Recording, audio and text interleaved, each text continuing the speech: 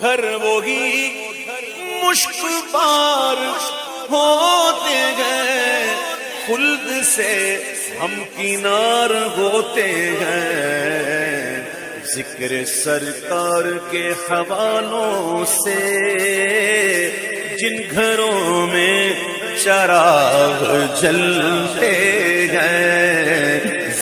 نحمدہ ونصلی علی رسولہ الکریم، اما بعد فاعوذ باللہ من الشیطان الرجیم، بسم اللہ الرحمن الرحیم، الحمد للہ رب العالمین، والصلاة والسلام علی خاتم النبیین والمرسلین، اما بعد،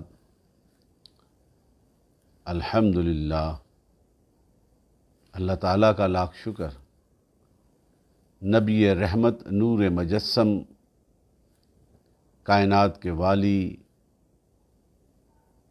کی خاص نظر عنایت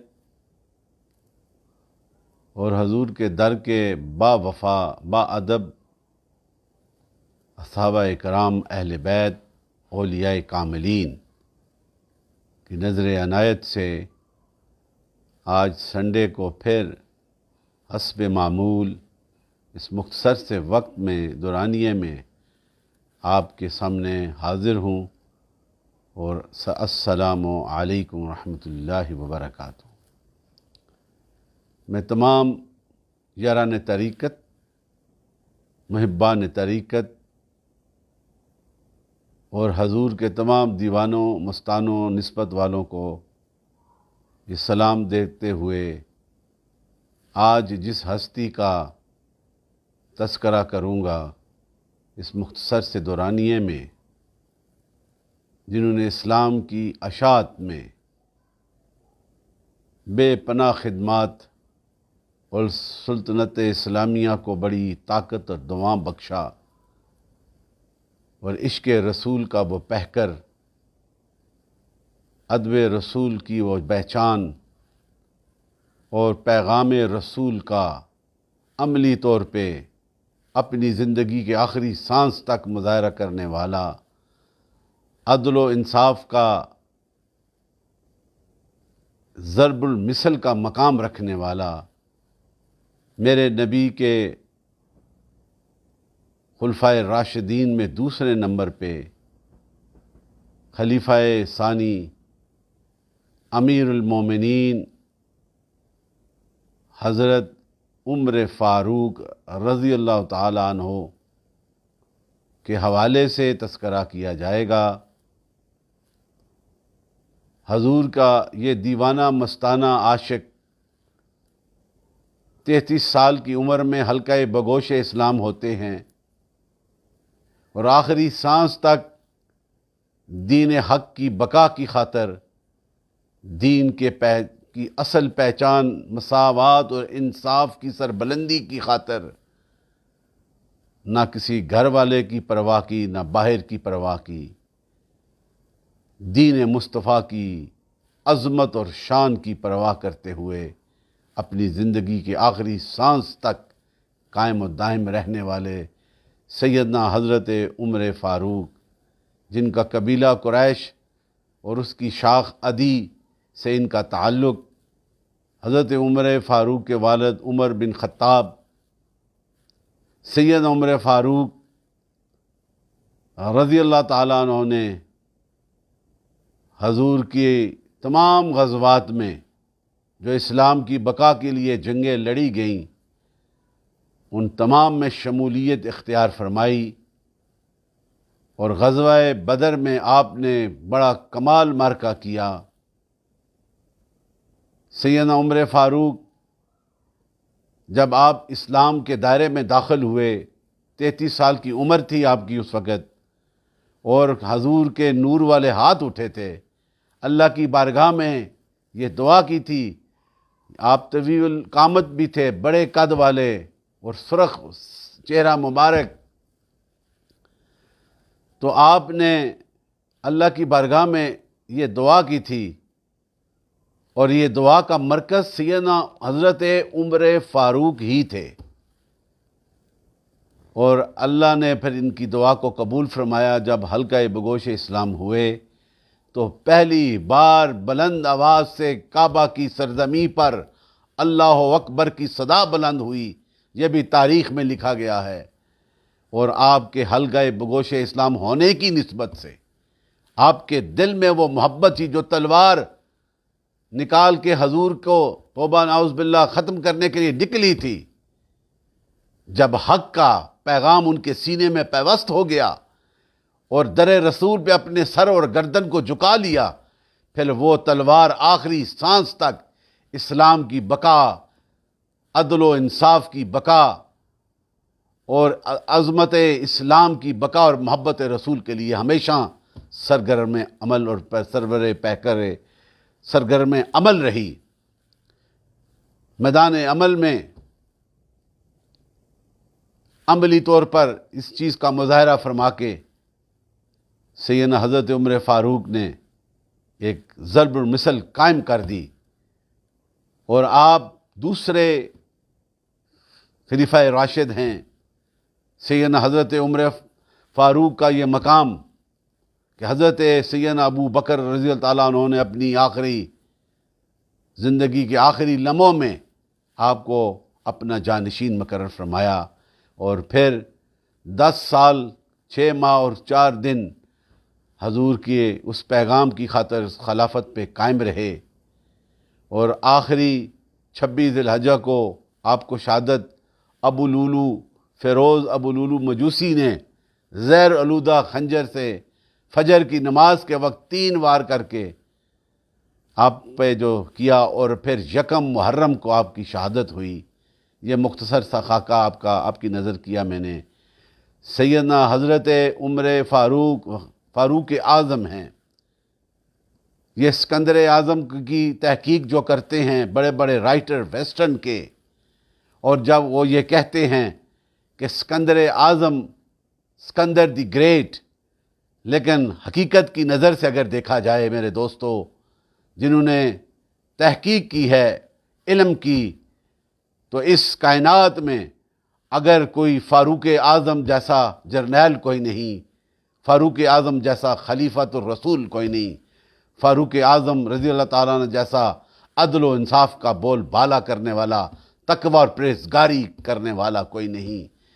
وہ صرف اس کے جرنیل، وہ جرنیلوں کے مرہون منت ہوتا ہے، اور محلات میں رہنے والا اسکندر اعظم اسکندر دی گریٹ بنتا ہے، لیکن فاروق اعظم کا یہ مقام ہے کہ میدان جنگ میں اگر جسے چاہے، اور یہ کر کے بھی دکھایا، سپہ سالار کو معزول کر دیا، لیکن کسی کی جرت نہ ہوئی۔ یہ اکاؤنٹیبلٹی تھی کہ انہوں نے اپنی ذات پہ یہ سارا عمل کیا ہوا تھا، اس لیے ہر لفظ جو تھا وہ دوسروں کے لیے ہدایت اور ایک قانون تھا، اور وہی قانون جو میرے رسول لے کے آئے تھے، جو شریعت کا پیغام، جو قرآن کا پیغام، جو حضور کے اس سنت کے مطابق جو پیغام تھا، اس پہ عمل کرنے والے کا نام فاروق اعظم ہے۔ اور میرے دوستو، یہی آپ کی، جب آپ خلیفۃ الرسول بنتے ہیں، تقوی اور پرہیزگاری کا یہ عالم ہے۔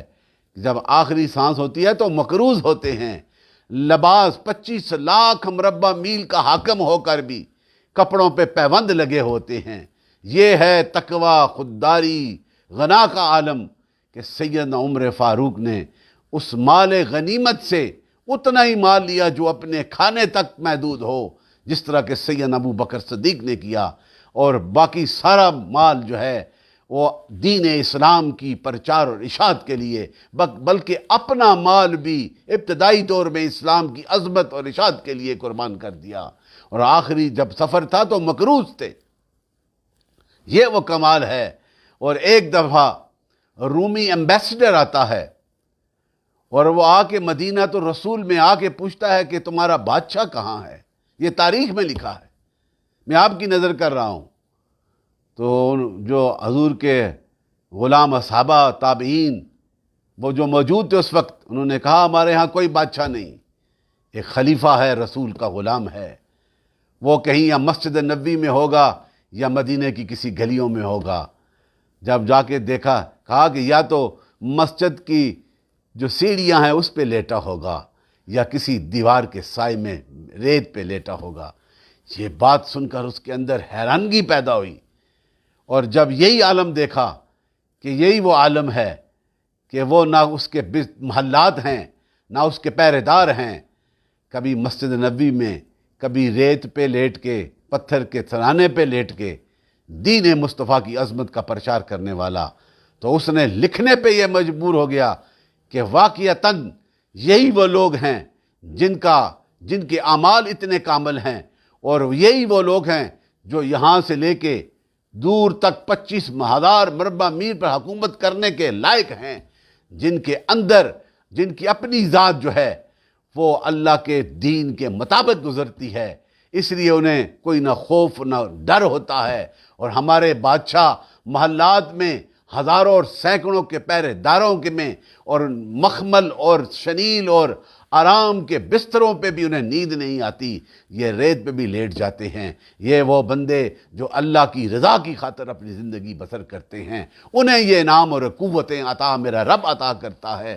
اور سیدنا عمر فاروق کا وہ سنہری دور، آپ نے اتنے 25 لاکھ سے زیادہ کم و بیش ملکوں پہ، اس زمین پہ اللہ کے دین کی اشاعت کی خاطر حکمرانی کی، اور آپ کے وقت میں جب آپ کی حکومت چاروں طرف خلافت جو ہے چاروں سمت میں پھیلی ہوئی تھی، شمال کی طرف دیکھیں تو میں خلافت فاروقی نظر آتی ہے، جنوب کی طرف دیکھیں تو میرے نبی کے غلام عمر فاروق کی خلافت کا فیض نظر آتا ہے، مشرق میں دیکھیں تو نظر آتا ہے، مغرب میں دیکھیں تو نظر آتا ہے۔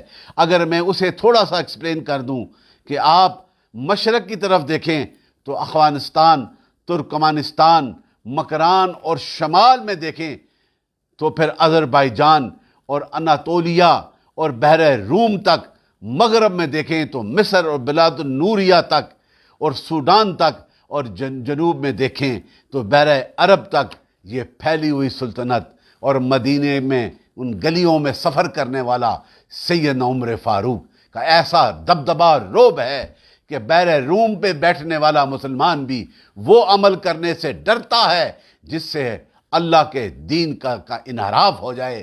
وہ اپنی عیاشیوں، اپنی آرام طلبیوں کو قربان کر کے دین مصطفیٰ کی عظمت کی خاطر عہد فاروقی میں وہ وہی عمل کرتا ہے۔ اسے پتہ ہے کہ میرا خلیفہ، میرا امیر جو مدینے میں بیٹھا ہوا ہے، اس کی نظر مجھ پہ ہے، اس کی جو ہے قوت طاقت جو ہے روحانی وہ مجھ پہ قائم ہے، اس لیے وہ سارے کے سارے وہ عمل میں بڑا احتیاط کرتے تھے۔ اور کئی بار تو بڑے بڑے گورنر کو بھی لا کر اگر انہوں نے کوتاہی کی تو سزا یہ دی کہ جاؤ بکریاں چراؤ۔ یہ ہے پیغام میرے دوستو انصاف کا۔ اب میں ڈیٹیلز میں نہیں جانا چاہتا، اور اسی طرح اگر اسے مختصر کیا جائے کہ عہد فاروقی سیدنا عمر فاروق رضی اللہ تعالیٰ عنہ کے دور کا، تو آپ نے لیبیا، مصر، فلسطین، بیت المقدس جو 22 ہجری کو فتح ہوا تھا، یہ عہد سیدنا حضرت عمر فاروق کے دور میں۔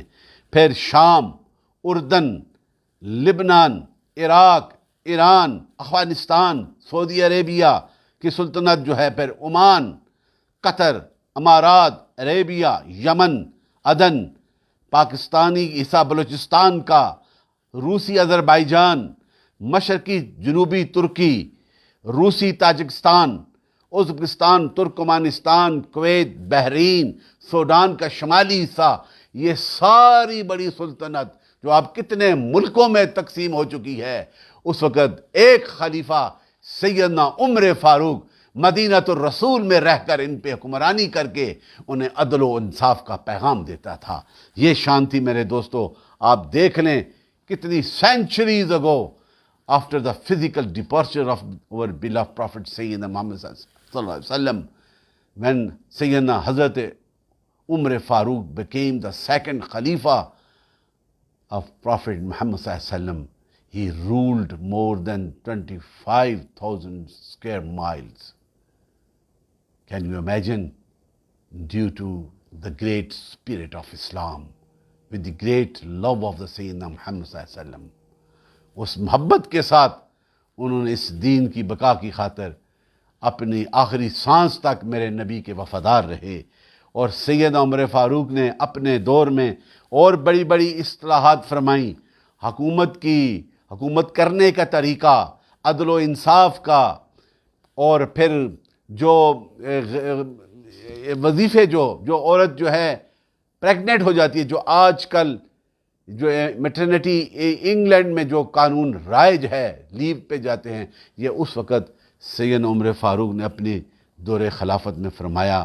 اور آپ ہی کے متعلق بے شمار احادیث ہیں حضور آقا مدنی تاجدار صلی اللہ علیہ وسلم کی. there are many hadith regarding to the personality of the Sayyidina Umar Farooq. Prophet Muhammad sallallahu alaihi wasallam himself mentioned in different hadith regarding to his greatness. انہی کے حوالے سے میں آپ کے سامنے ایک یا دو بخاری شریف کی، ترمذی کی، المستدرک کی حدیث پیش کرتا ہوں. ایک حدیث پاک حضور آقا مدنی تاجدار فرماتے ہیں، مجھے اس ہستی مقدس کی قسم جس کے قبضہ قدرت میں میری جان ہے، جس راہ سے عمر گزرتا ہے شیطان اس راہ سے ہٹ جاتا ہے. یہ بخاری کی حدیث ہے. پھر دوسری حدیث میں حضور فرماتے ہیں، اللہ تعالیٰ نے عمر کی زبان پر حق کو جاری کر دیا ہے، اور فاروق ہیں وہ فاروق جو اللہ نے ان کے ذریعے حق اور باطل میں فرق کر دیا، اسے فاروق کہتے ہیں. اور تیسری حدیث حضور فرماتے ہیں کہ جنت میں فاروق اعظم کا ایک بڑا محل ہوگا. چوتھی حدیث، میری امت کا محدث عمر فاروق ہے. آگے ایک حدیث میں حضور فرماتے ہیں کہ میرے زمین پہ میرے دو وزیر، اور دو وزیر آسمانوں پہ ہیں. آسمانوں پہ میرے وزیر جبریل اور میکائیل ہیں، اور زمین پہ میرے وزیر ابو بکر و عمر ہیں. یہ ہے these are the beautiful words given by the Prophet Muhammad صلی اللہ علیہ وسلم.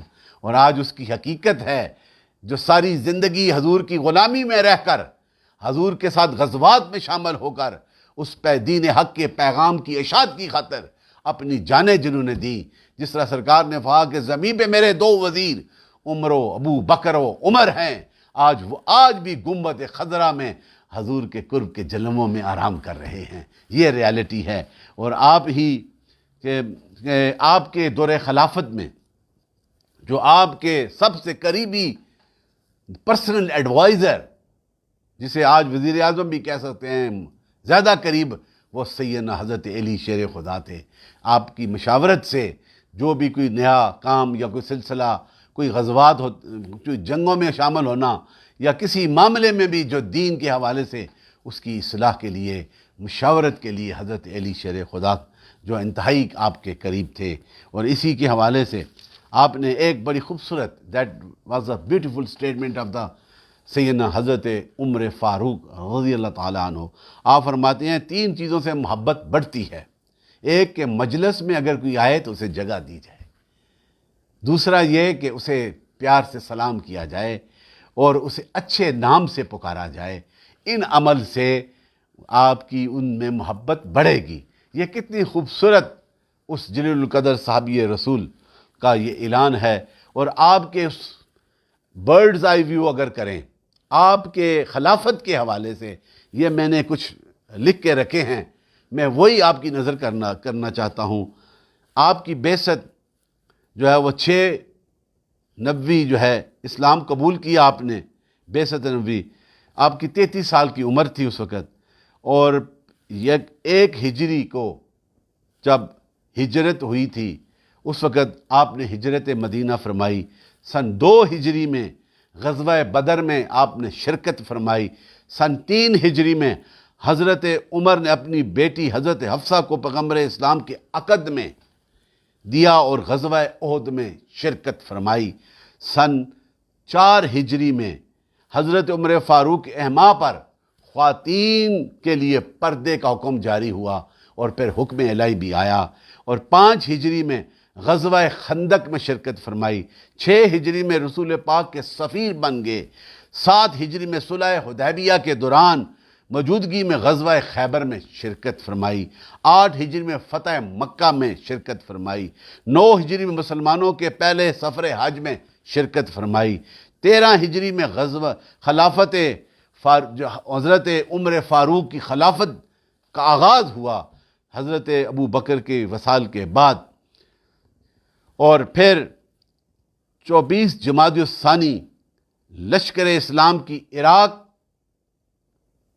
یہ 13 ہجری کو ہی ہوا۔ روانگی اور خالد بن ولید کی معزولی، یہ جو میں نے پہلے تذکرہ کیا کہ دوران جنگ میں ہی آپ نے کمانڈر ان چیف کو معزول کیا، لیکن جرت نہ ہوئی، کیونکہ ان کا جو کہنا خود اپنی اکاؤنٹیبلٹی کرنے والا ہی دوسرے کو یہ پیغام دے سکتا ہے۔ اور پھر 14 ہجری میں سیدنا عمر فاروق کے اس دور میں فتح دمشق، جنگ قادسیہ اور بہروت کی فتوحات ہوئیں۔ 15 ہجری میں فلسطین فتح ہوا، یہ بہت بڑی کامیابی تھی، اور 16 ہجری کو بیت المقدس کو مسلمانوں نے حاصل کر لیا۔ 17 ہجری اسلامی مملکت میں غزہ کی جو قلت ہوئی تھی اس کا مقابلہ کرنے کے لیے آپ نے بڑی خوبصورت تدابیر اختیار کی۔ 18 ہجری حضرت بلال کی وصال، ان کی وفات کے بعد جابیہ سے واپسی ہوئی۔ 19 ہجری کو شام کا حاکم حضرت امیر معاویہ کو آپ نے مقرر فرمایا۔ 20 ہجری کو اور اس پورے شہر کی تعمیر نو فرمائی اور چھاونی بنائی۔ یہ جو کنٹونمنٹ جو آج جو کنسپٹ ہے، یہ سیدنا عمر فاروق نے دیا ہے۔ اور پھر 20 ہجری کو اصفہان، طرابلس، آرمینیا، یہ جو ہیں 52,000 فوج اسلامی لے کر وہاں پر لشکر کشی کی گئی۔ 21 ہجری کو ترکستان، خضر، آرمینیا، روسی، ایرانی کے جو علاقے ہیں اس پہ اسلامی پرچم لہرایا۔ 23 ہجری کو آپ نے جنازے کی 4 تکبیر کا اعلان فرمایا اور نماز تراویح کا باقاعدہ اہتمام فرمایا، اس لیے کہ اسی میں دین کی وجاہت ہے اور یہ بدعت حسنہ ہے۔ اور پھر 23 ہجری کو ہرات، بلخ، خراساں، سندھ، بلوچستان کے علاقوں کو سلطنت اسلامیہ میں داخل کیا گیا، فتح و فتوحات ہوئیں، اور پھر مصر کو فتح کیا گیا۔ اور یہی وہ شان ہے، یہ مختصر سا۔ اور اسی طرح پھر 23 ہجری کو مسجد نبوی میں جو قاتلانہ حملہ صبح فجر کے وقت مجوسی ابو لولو منصور نے اس نے کیا تھا، 3 وار کیے، آپ کو شہادت ہوئی، 1 محرم الحرام کو آپ شہید ہوئے۔ تو میرے دوستو، یہ عمر فاروق کی پاکیزہ زندگی جو دین حق کی راہ پہ آئے اور اس دین کی اشاعت کی خاطر آخری سانس تک کام رہے، یہ وہ شان ہے صحابہ کی، یہ وہ وفا ہے رسول کریم کی عظمتوں کے ساتھ، اس پیغام کے ساتھ۔ اس لیے ہمارے لیے یہ صحابہ اکرام، اہل بیت، اولیاء کاملین کی پاکیزہ زندگیاں مشعل راہ ہیں۔ جو ان کے ساتھ وفا کرتا ہے اور دل و جان سے ان کی وفاداریوں پہ اپنا ایمان قائم رکھتا ہے، وہ نبی رحمت کے دامن میں ہمیشہ کامیاب رہے گا۔ اللہ تعالی ہمیں سیدنا عمر فاروق، خلیفۃ الرسول، خلیفہ ثانی حضرت عمر فاروق رضی اللہ عنہ، فاروق اعظم رضی اللہ تعالیٰ عنہ کے ساتھ وفا کرنے کی توفیق عطا فرمائے۔ السلام علیکم ورحمۃ اللہ وبرکاتہ۔ بات پھیلانا صدقہ جاریہ ہے، ثواب کی نیت سے ویڈیو کو شیئر ضرور کیجیے۔ جزاک اللہ۔